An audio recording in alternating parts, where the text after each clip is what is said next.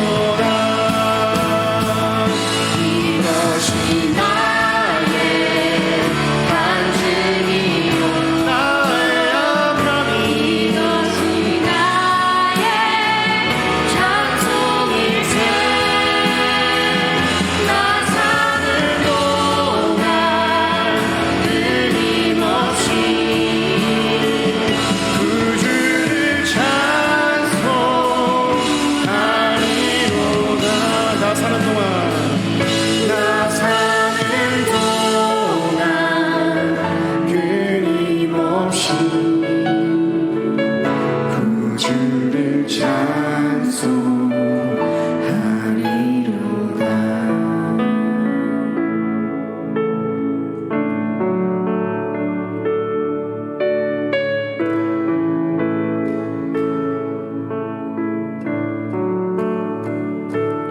우리 보좌 앞에 모였네. 함께 주를 찬양하며 하나님의 사랑 그 아들 주셨네. 그의 피로 우린 구원받았네. 십자가에서 쏟으신 그 사랑 강같이 온 땅에 흘러 각 나라와 족속 백성 방언에서 구원받고 주 경배드리네.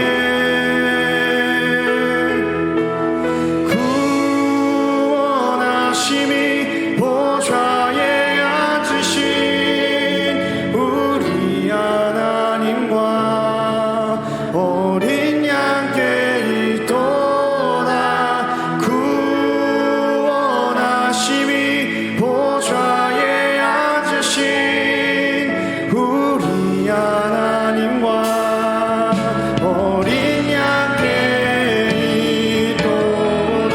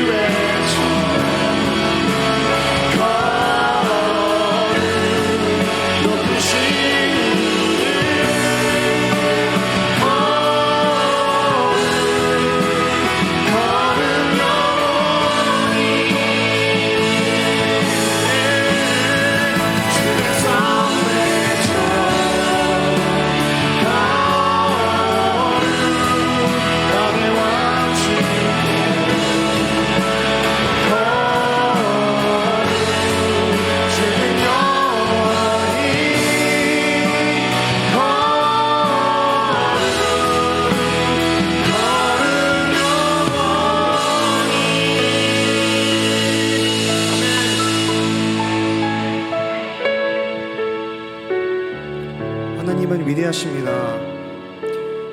하나님의 그 사랑으로 우리가 나음을 받고 주님의 상함으로 우리가 고침을 받았습니다. 우리가 이 예배를 통해서 다시 한번 결단하기 원합니다. 주님, 제가 그 사랑을 기억하겠습니다. 그 첫사랑을 회복하겠습니다. 오늘 주실 말씀을 통해서 제가 다시 한번 회복되고 하나님과 교제할 수 있도록 도와주세요. 주님, 저에게 살아갈 힘을 주세요 하는 마음으로 우리 같이 기도했으면 좋겠습니다.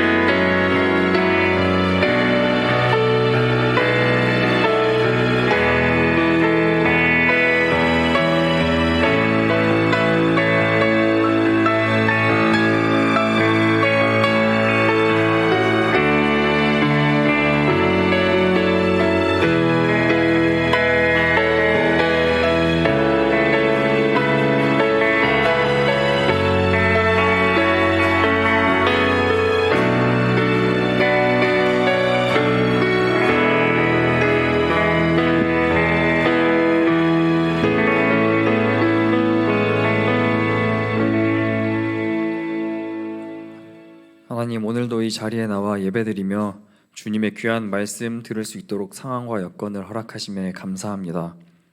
그리고 지난 한 주간 이런저런 핑계로 하나님과의 친밀한 관계를 위해 힘쓰지 못한 이 부족한 저를 용서해 주세요. 하나님, 모든 것이 참 어렵고 힘들고 그래서 조금만 뒤처지면 소망이 없어 보이는 그런 시대를 살아가고 있습니다. 이러한 세상 속에서 살아남기 위해 시간과 돈, 에너지를 주님께 드리는 것에 소홀해지고 주저하게 되기 쉽습니다. 하나님, 우리가 천지 만물을 지으신 전지전능하신 아버지 하나님을 우리의 작은 생각으로 과소평가하지 않게 하여 주시고, 하나님께서 주님을 찾으시는 자녀를 반드시 지켜주시고 선하게 인도해 주심을 믿을 수 있게 도와주세요. 현실적으로 그럴 때가 아닌 그 상황에서 주님께 기꺼이 헌신하는 그때에 믿음의 능력과 열매가 나타나고 하나님의 일하심이 드러나는 것을 경험할 수 있게 도와주세요. 주님, 오늘 주시는 말씀을 통해 다시 한번 결단하게 하시고 하나님의 자녀로서 그 좁은 길을 가기 위해 치열하게 살아갈 수 있도록 힘과 능력을 더하여 주세요.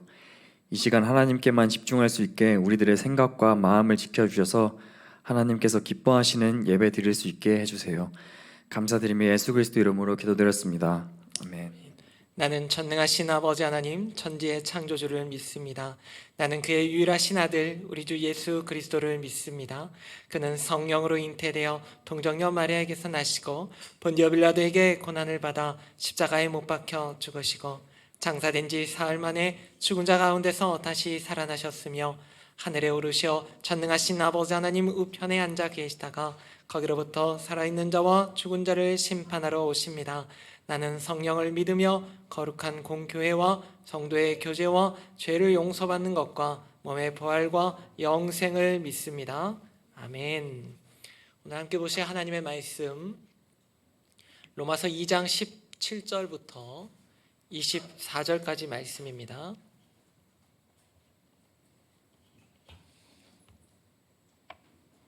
로마서 2장 17절부터 24절까지 말씀입니다. 함께 봉독하도록 하겠습니다.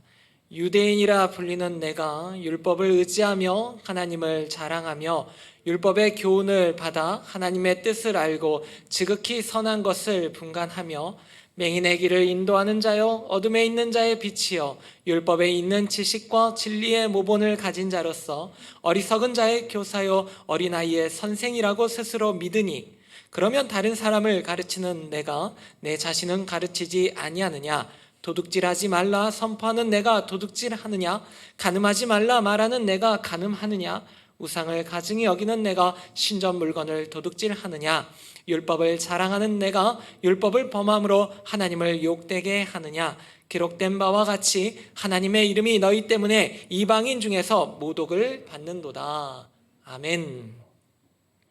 오늘 하나님을 욕되게 하느냐라는 제목으로 말씀 증거하도록 하겠습니다. 칼빈의 기독교 강요라는 책이 있습니다.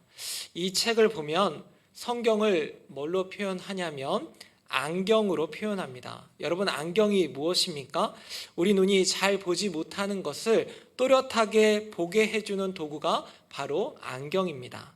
선천적으로 혹은 후천적으로 이 나빠진 눈이 이렇게 앞을 보면 잘 보이지 않죠. 그러나 안경을 쓰면 이렇게 또렷하게 보게 되는데, 안경을 씀으로 인해서 좋은 점이 무엇입니까? 한편으로는 생각해 보면 위험을 피할 수 있다라는 것입니다. 안경을 쓰고 다니면 위험 요소들을 미리 피할 수가 있죠. 또 기독교 강요에서 성경은 이 실과도 같은 역할을 한다고 하는데, 이 실은 어떤 실이냐면 우리가 미로에 들어갔을 때 그냥 들어가면 헤매기가 쉽습니다. 그러나 그 입구부터 실을 가지고 혹은 그 입구부터 출구에서부터 들어와 있는 실을 붙잡고 간다면 그 미로를 무사히 빠져나갈 수 있는 것입니다. 그래서 칼빈은 이 성경을 실로 비유하기도 했습니다. 그리고 이 칼빈은 성경을 교사에도 비유했는데, 이 갈라디아서 3장 24절에 보면 율법이 우리를 그리스도께로 인도하는 초등교사다라는 이야기를 해줍니다. 성경은 우리를 그리스도께로 인도하는 확실한 교사와도 같은데, 신약시대는 예전에는 몽학 선생 이렇게 번역을 했는데, 어떤 선생님이 있었냐면 후견인, 그러니까 이 후견인이 하는 역할이 이 어린 아이들을 잘 보살피는 그런 역할을 하는 노예들이 있었습니다. 그래서 이 노예들은 이 약 6세에서 16세에 이르는 자녀들의 외적인 교육, 예를 들면 식탁 예절, 각종 예의 범절 등을 맡아서 가르쳤는데, 이렇게 초등교사로서 활약을 하려면 이런 노예들은 어떻게 선별이 되냐면 학식과 검술이 뛰어나고 교양이 있는 노예들을 선별해서 자신의 아이들을 맡겼다고 합니다. 특별히 그 당시에는 로마 시대에도 그렇지만 길거리에 들개가 많았다고요. 들개가 많고 도둑이 많고 아이들을 유괴해 가기 쉬운 그런 상황이었습니다. 그래서 돈 많은 귀족의 자녀가 이 혼자서 밖을 다닌다는 것은 매우 위험했죠. 그래서 이런 이유로 반드시 후견인 또는 이제 초등교사로 불리는 그런 노예들이 붙었습니다. 그러니까 왕자로 태어났다 하더라도 그 왕자에게도 이런 후견인이 어린 시절에는 함께 다녔다고 합니다.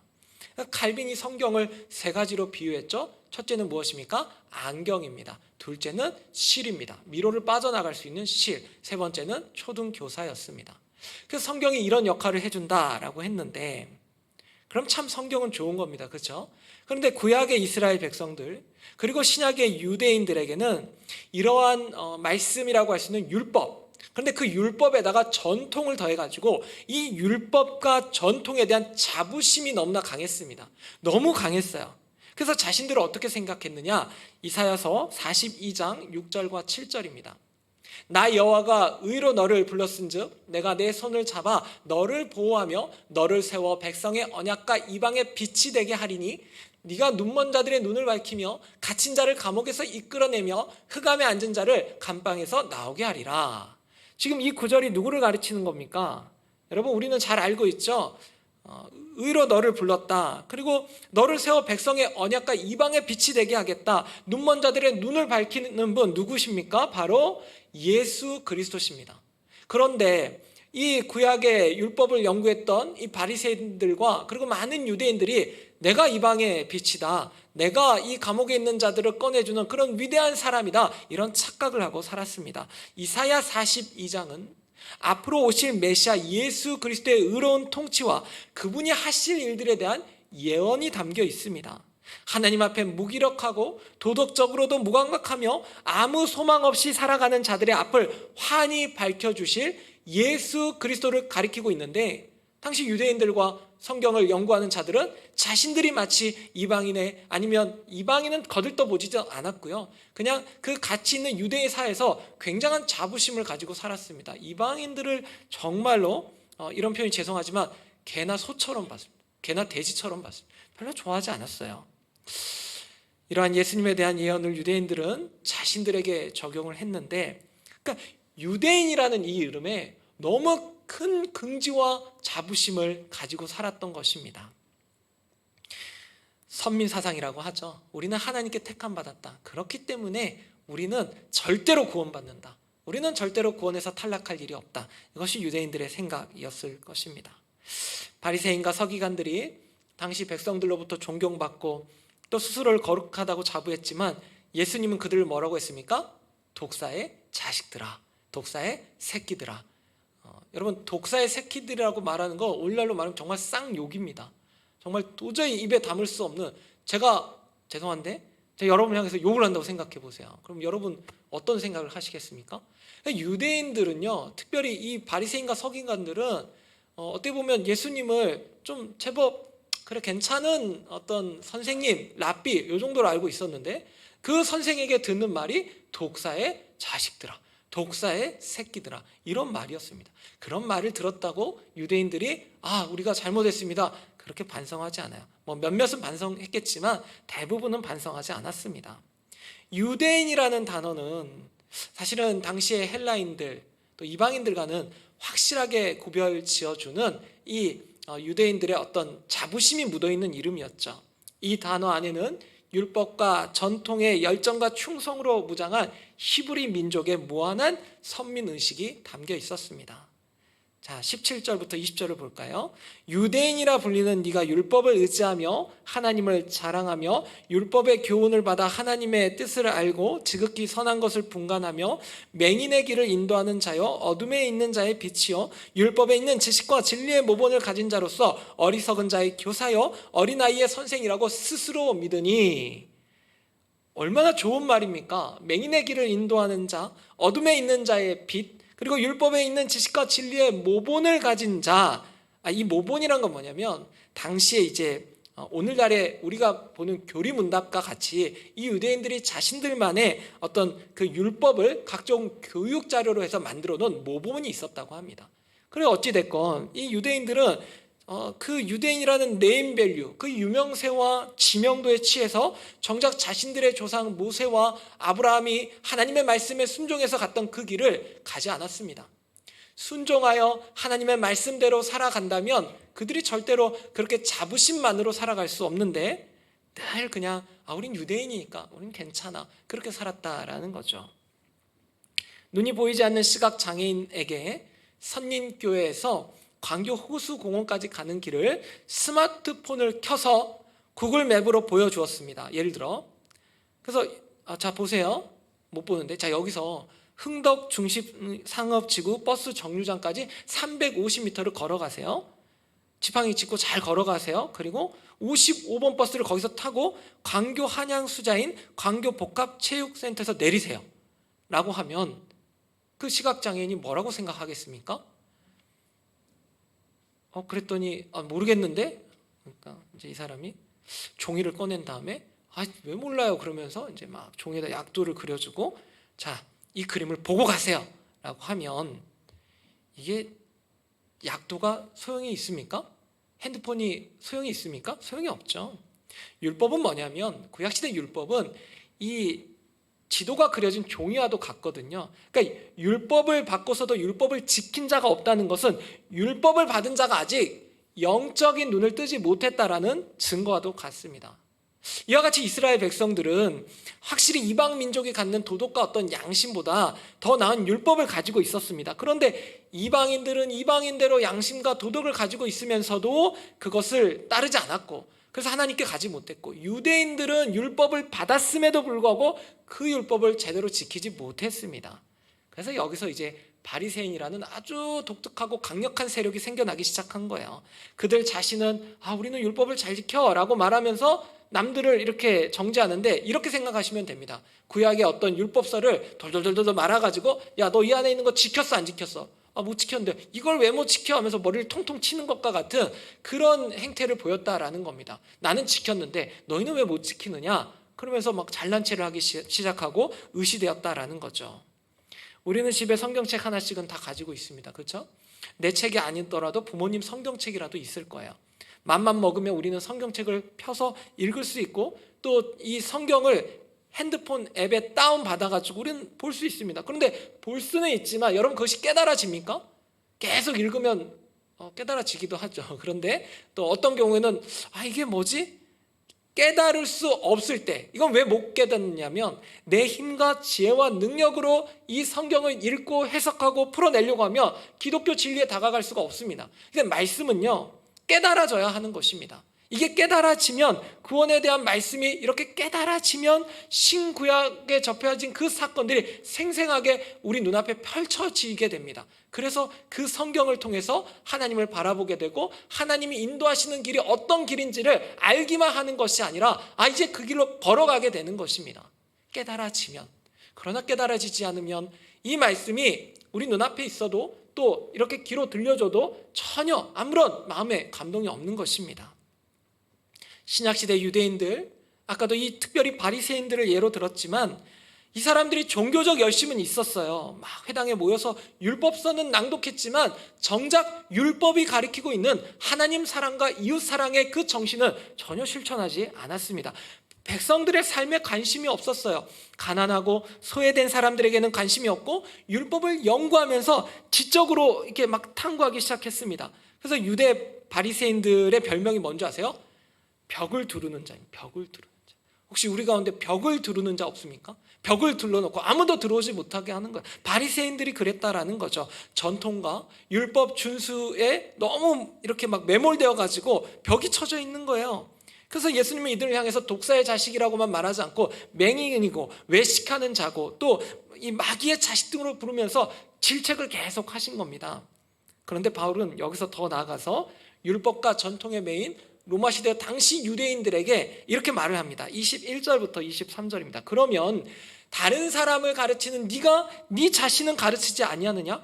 도둑질하지 말라 선포하는 네가 도둑질하느냐? 간음하지 말라 말하는 네가 간음하느냐? 우상을 가증히 여기는 네가 신전 물건을 도둑질하느냐? 율법을 자랑하는 네가 율법을 범함으로 하나님을 욕되게 하느냐? 당시 유대인 그리스도인들도 예배 드릴 때는 정말로 거룩한 모습으로 예배를 드렸고 때로는 눈물을 흘리면서 은혜 받았다고 고백을 할 정도였어요. 그런데 그들 가운데도 일단 세상으로 나갔다면 정말 피눈물이 없을 정도로 돈을 챙기고 다른 사람들에게 무자비한 사람들이 있었습니다. 그래서 그 당시에 이 유대인인데 참 그러면 하나님을 사랑한다고 하면서 하나님의 어떤 율법 정신을 가져서 이 없는 사람들도 챙겨줘야 되지 않습니까? 그런데 이 유대인 가운데는 빚을 갚지 못하는 자는 딸도 빼앗아오고 또 이익이 된다고 하면 신전의 물건도 도둑질하는 사람도 있었습니다. 이게 무슨 말이냐면 고대 로마 시대 이방인 신전에는 금과 은으로 만든 그 신상들과 그 기물들이 굉장히 많았어요. 뭐 값비싼 것들이 있었는데 유대인 중에는 이게 어차피 하나님께 바쳐진 게 아니고 이거 그냥 뭐 우상에게 바쳐진 거 아니냐, 뭐 이거 훔친다고 해서 뭐 하나님께 뭔가 해가 될 게 있느냐, 그래서 훔친 사람들이 있었다고 합니다. 그러니까 1세기 유대인 역사가 요세푸스는 그의 저서 아피온 반박문에서 당시 예루살렘에 정착했던 여러 유대인들이 종종 신전 도둑질을 했다고 증언하고 있습니다.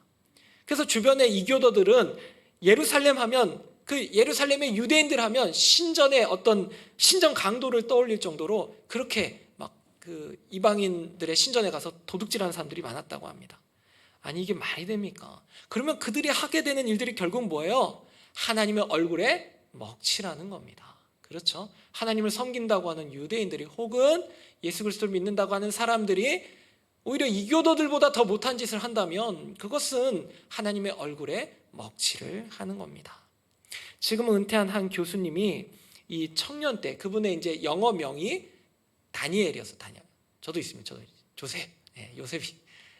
알고 계세요? 근데 이 다니엘, 그래서 조셉하고 부르는 청년도 예전에 있었는데 그렇게는 하지 마시고 그 디어 다니엘 그러면서 이 제가 아는 교수님의 젊은 시절 이 교수님을 누군가 추천서를 써주면서 이 말을 붙였대요.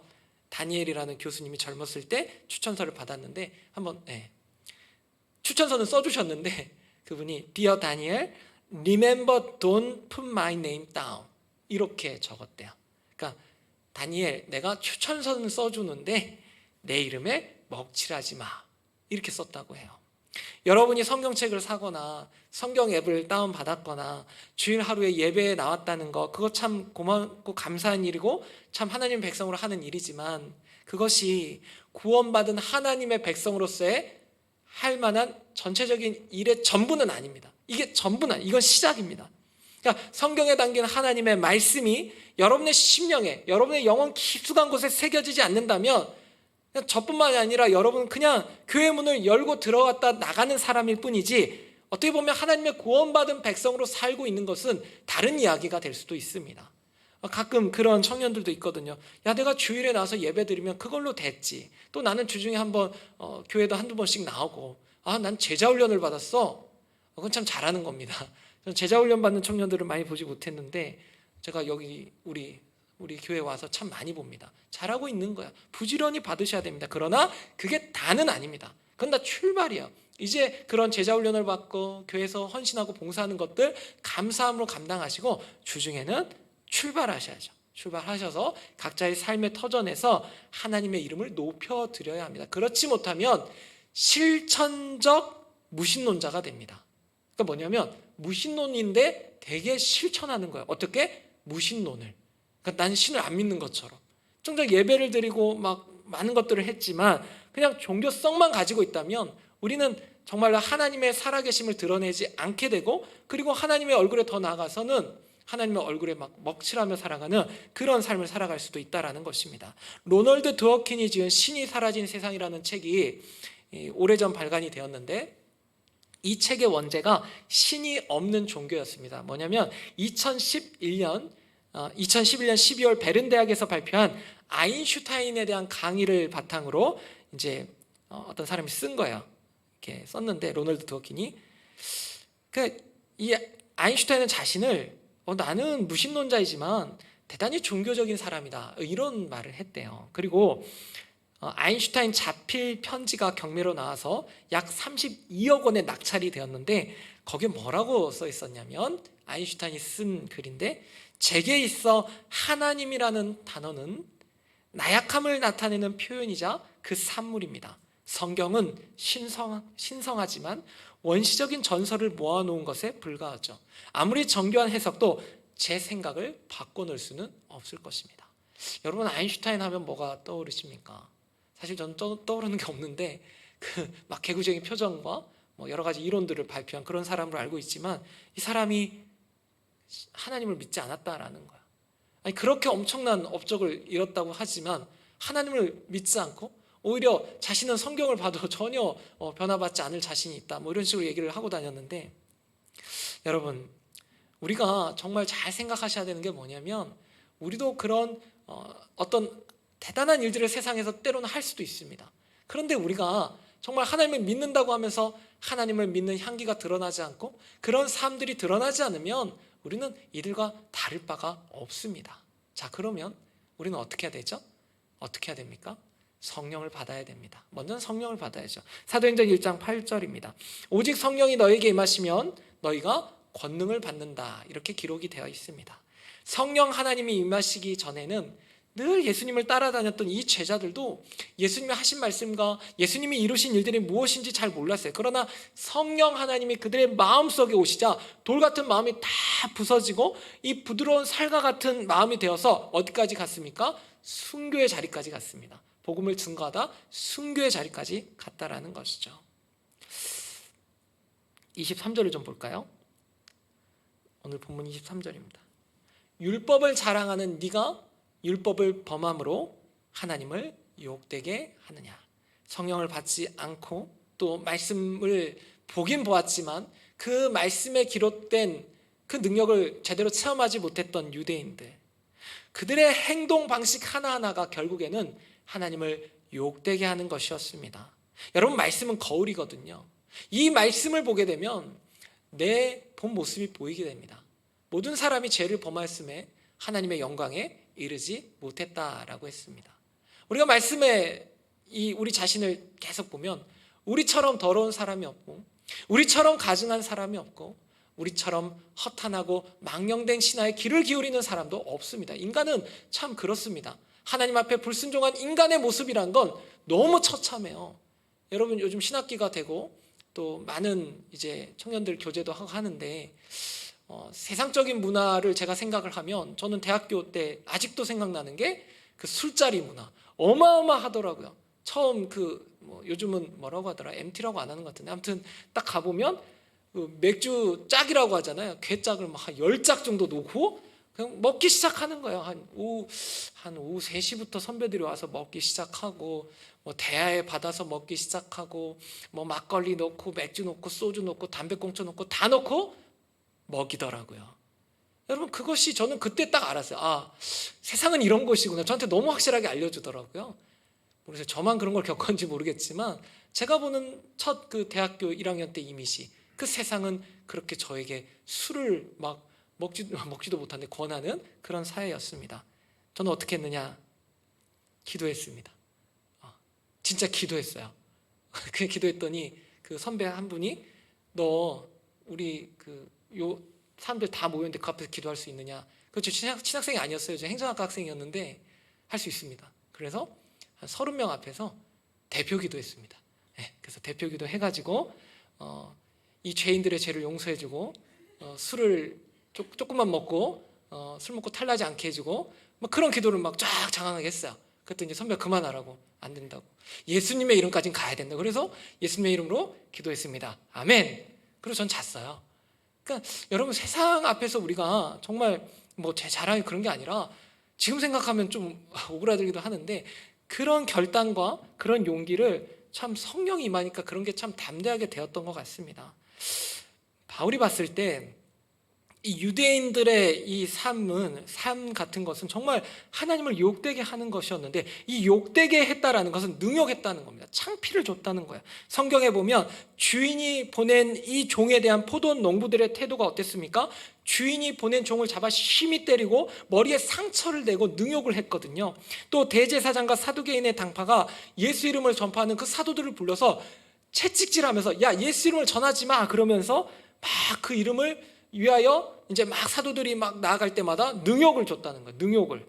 이런 비슷한 단어예요. 욕되게 한다는 건 우리가 하나님의 이름을 아주 막 그렇게 능욕한다라는 이야기입니다. 여러분 하나님은 우리를 통해서 영광 받기를 원하시거든요. 그러므로 우리는 언제든지 주의 말씀을 실천할 뿐만 아니라 정말 선행과 덕을 세우는 일에 힘써야 합니다. 여러분 그 모습을 본 우리의 부모님이 우리가 하나님의 말씀에 순종하고 그 말씀에 덕을 행하고 막 실천하며 살아가면 우리 부모님이 우리 형제 자매가 정말 또 우리 교수님이 우리 직장 상사가 우리 때문에 하나님께 가까이 다가가지 않겠습니까? 언젠가 군대에서 한 분이 했던 이야기를 전 아직도 기억하는데 자기 고참을 너무 비난하는 거예요. 네, 막 자기 고참을 아니 당신 고참인데 왜 이렇게 비난하느냐 부대가 달랐는데 했더니 나도 교회 가는데 한 고참이 있는데 내가 저 고참을 왜 욕할 수밖에 없느냐? 엄청 주중에 후임들에게 함부로 대하고 욕하고 때리는 저 사람이 주일 예배 때는 그 앞에 나가서 기타를 들고 막 찬양을 부르는데 너무 싫다는 거예요. 하나님 말씀대로 살지 않는 저 사람이 오히려 하나님의 영광을 가리는 저 사람이 주일에 정말 우리 찬양팀은 그러지 않습니다. 제가 그러지 않는 것 같은데 제가 또 그렇게 적용할까 봐 또 그렇게 적용되면 적용하세요. 네, 그럴 수도 뭐 그건 자기가 하나님 앞에 받는 말씀이니까. 그런데 어찌 됐건 그 이야기를 듣는데 제 자신이 돌아보게 되더라고요. 제 자신을. 저도 늘 주일에 막 교회를 갔었는데 내 후임들도 나를 저렇게 보지 않을까. 막 주중에는 막 욕하고 때리고 그런 사람이 그냥 주일 하루만 거룩한 척 예배드리면 그 모습이 다른 사람들에게 얼마나 상처가 되고 하나님의 영광을 가리는 일이 되겠습니까? 그러나 하나님을 욕되게 하는 것에서 끝나지 않고 더 나아가면 이런 겁니다. 오늘 본문 24절인데요. 기록된 바와 같이 하나님의 이름이 너희 때문에 이방인 중에서 모독을 받는도다. 모독을 받는도다. 신성 모독을 나타낼 때 저 단어를 쓰고 이게 이제 원어적인 건 몸서리치도록 싫어하다. 몸서리치도록 싫어하다라는 뜻을 담고 있습니다. 제가 서두에도 말씀드렸죠. 이방인들은 자기들의 신을 섬기면서 어떤 백성이든 그 신을 섬기면 그 신을 닮게 되어 있다고 다 생각을 했어요. 그러나 하나님을 섬긴다고 하는 그 유대인들의 악한 삶을 보면서 저들이 믿는 하나님도 악할 것이다. 그런 생각을 했다라는 거죠. 유대인들의 악한 삶, 하나님의 말씀을 지키는 척만 했지 정작 그들의 삶 가운데는 그 어떤 하나님의 모습이 드러나지 않았던 그 유대인들, 더군다나 더 나아가면 예수 그리스도를 십자가에 못 박기 위해 혈안이 된 그 유대인들은 계속해서 하나님의 이름을 욕되게 하고 그들 때문에 하나님의 이름이 모독을 받았습니다. 저 사람들 때문에, 그 하나님을 모독하는 사람들 때문에 그 모습을 본 이방인들이 몸소리쳐도 싫은 거야. 난 저들이 믿는 하나님은 난 믿지 않을 거야. 계속해서 담임 목사님이 요한복음 5장 말씀을 이렇게 오전에 증거해 주셨는데, 유대인들은요 예수님이 38년 된 병자를 안식일에 고쳐주셨는데 안식일 규례를 어겼다면서 예수님을 더 증오하고 심지어 죽이려 했습니다. 여러분, 우리 가운데 하나님의 말씀으로 누군가 그 말씀에 힘입어서 걷게 되었다면, 그것이 주일날 되었다면 더 기뻐하지 않겠어요? 그런데 이들은 완전히 율법에 매어가지고 그 하나님이 되시는 그 예수님을 더 핍박했다라는 거예요. 여러분, 유대인들이 바울 시대에도 예수님을 믿는 사람들 핍박하고 적대시하며 그 가운데 스데반 집사를 돌로 쳐서 다 죽이지 않았습니까? 그런 일이 있었어요. 우리도 때로는 하나님의 이름을 욕되게 할 때가 있습니다. 우리 때문에 하나님의 이름이 이방인 중에서 모독을 받을 때도 있습니다. 요한복음 15장에서 예수님은 자신을 포도나무로 또 믿음의 자녀들을 가지로 비유하셨는데, 우리가 예수님이라는 나무에 딱 붙어 있잖아요. 딱 붙어 있으면 이 나무가 실하잖아요. 그러면 당연히 양분을 맺어내고 귀한 열매를 주렁주렁 맺을 수밖에 없죠. 여러분, 우리가 열매를 많이 맺으면, 우리가 갈라디아서 5장 22절과 23절에 나오는 그런 열매들을 사랑과 희락과 화평과 오래 참음과 자비와 양성과 충성과 온유와 절제의 열매들이 우리가 하나님의 말씀에 순종하여서 우리 삶 가운데, 가정 가운데, 또 일터 가운데 우리가 공부하는 그 터 주변에서 이것이 우리를 통해 드러난다면 어떻게 됩니까? 요한복음 15장 8절입니다. 너희가 열매를 많이 맺으면 내 아버지께서 영광을 받으실 것이요 너희는 내 제자가 되리라.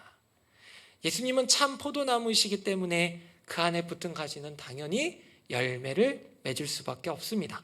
탐스럽게 열매를 맺은 그 과일 나무는 사람들의 눈을 즐겁게 할 뿐만 아니라 그 열매를 따먹는 사람들을 아주 그 기분을 시원하게 하죠. 뿐만 아니라 가수원의 이 포도나무에 생각해 보세요. 가수원이 있는 큰 가수원에 그 포도나무가 포도송이가 주렁주렁 다 달려 있으면 그것을 보는 사람들이 나무를 칭찬할까요? 열매를 칭찬할까요? 아닙니다. 야, 여기 과수원 주인이 참 잘하는구나. 이런 거야. 우리가 열매를 많이 맺으면 우리 하나님을 사람들이 바라보고 우리 하나님을 똑바로 보게 되어 있습니다. 금요 심야 기도회 때 최정규 변호사님 간증을 들었는데 참 그분 간증을 들으면서 이분이 고시 공부를 했더라고요. 그래서 고시 공부를 하시다가 제가 깜짝 놀랐어요. 이분이 고시 공부를 하다가 책을 덮어버리고 도대체 공부에 대한 목적을 몰라서 성경책을 탁 펴고 계속 읽기 시작했대요. 저도 행정학과 나와서 고시 공부를 했었거든요. 자꾸 제 이야기해서 죄송합니다. 이게 담당 안 할게요. 네, 이게 조금 떠올라서 그래서 저도 그때 그 성경책을 하루 만에 그 창세기부터 요한계시록 다 읽었어요. 이게 불가능할 줄 알았는데 성경책이 그날 하루에 물론 이제 또박또박 읽진 않았겠죠. 너무 좋아서 막 계속 창세기부터 이렇게 훑어봤던 것 같아요. 그래서 목사님이 되셨군요. 그렇지 않습니다. 늘 이렇게 가시는데 사명은 각자예요. 그럼 저기 변호사님도 목사님이 되셔야죠. 그렇죠? 네, 사명은 각자인데 어찌됐건 그 하나님의 말씀을 보고 저분도 변화되어 가지고 지금은 안산에 있는 이주민 노동자들을 돕는 그들의 권익을 또 찾아주는 그런 선한 일을 하고 있다고 합니다. 여러분, 인생의 목적이 뭡니까? 발견하셨습니까? 발견하신 분도 있고 나는 아직도 모르겠어요. 그런 분들도 있을 거예요. 말씀을 펴십시오. 말씀을 보십시오. 그리고 말씀이 깨달아지기를 간절히 사모하십시오. 그리고 성령이 임하면 그 말씀이 깨달아지기 시작하면 이전과는 다릅니다. 내가 보게 되는 모든 것들이 다르게 보일 겁니다. 왜요? 이제부터는 성령의 관점에서 하나님의 관점에서 하나님의 영광을 위하여서 달려나가게 되기 때문입니다. 그러면 다르게 보여지는 거예요. 어제까지는 누군가를 업신여기고 누군가를 함부로 하고 늘 말에 막 누군가를 비난하고 정죄하는 그런 사람들이 하나님의 말씀이 심겨지고 그 말씀이 깨달아지면 겸손해집니다. 온유해집니다. 그리고 이 혀가 변하게 되고 그리고 이 지갑이 변하게 되고, 그래서 언제나 하나님 앞에 드리는 걸 아까워하지 않게 되죠. 그러면 어떻게 됩니까? 헌금도 정말 매주 정해서 잘 하게 되는 거예요. 여러분, 헌금 생활 잘 합시다.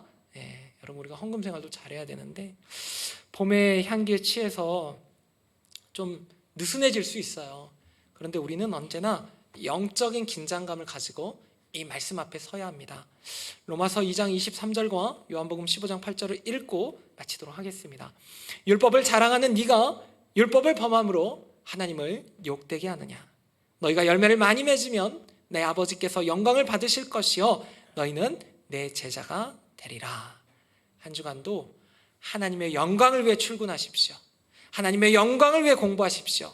하나님의 영광을 위하여 직장생활 하시고 말하고 행동하십시오.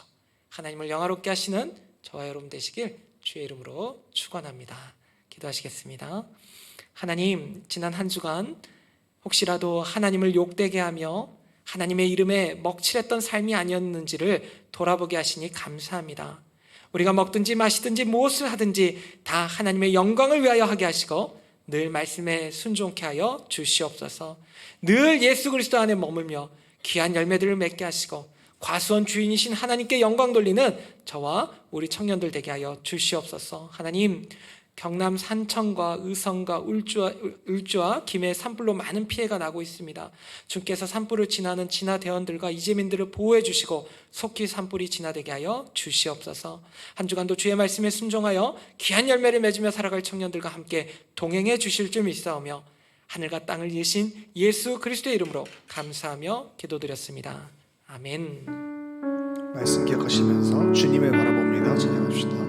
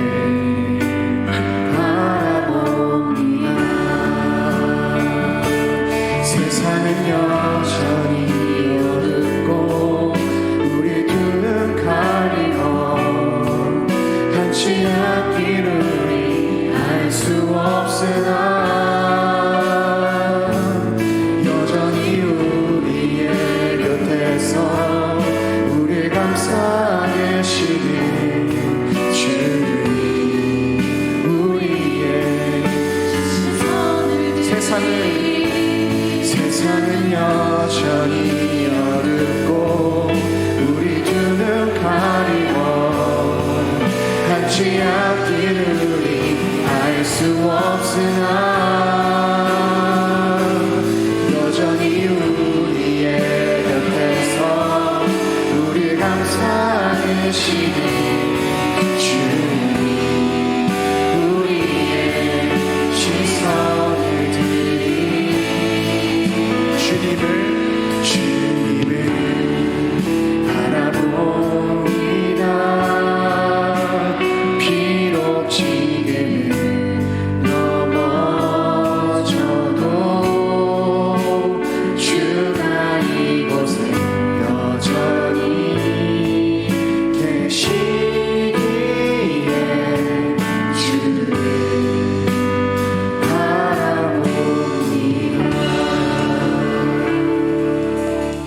하나님과 재물을 겸하여 섬길 수 없음을 고백합니다. 언제나 하나님의 것을 도적질하지 않고 주정, 감사, 11조 등 각종 예물로 하나님께 올려드리는 사랑하는 청년들 다 되게 하여 주시옵소서. 교회를 통해 이 땅에 가난하고 소외되고 복음을 듣지 못한 사람들이 복음 앞으로, 예수 그리스도 앞으로 나오게 하는데 이 예물과 이 마음과 우리 청년들의 모든 것들을 마음껏 사용하여 주시옵소서. 사랑하는 청년들의 물질과 마음과 시간과 헌신을 하나님 마음껏 사용하실 줄 믿사오며 존귀하신 예수님의 이름으로 기도드렸습니다. 지금은 우리 주 예수 그리스도의 은혜와 하나님 아버지의 극진하신 사랑하심과 성령님의 교통감화 내주 충만하심이 하나님을 욕되게 하지 않고 오직 그리스도의 말씀에 순종하여 귀한 열매를 맺어가길 간절히 소망하는 우리 청년들 위해, 산불로 잠시 집을 떠난 이재민들과 산불을 끄기 위해 고군분투하고 있는 진화대원들 위해, 이름도 빛도 없이 하나님 나라를 위해 달려나가는 선교사님들과 그 가정 위해 이제로부터 영원토록 함께 계시기를 간절히 축원하옵나이다. 아멘.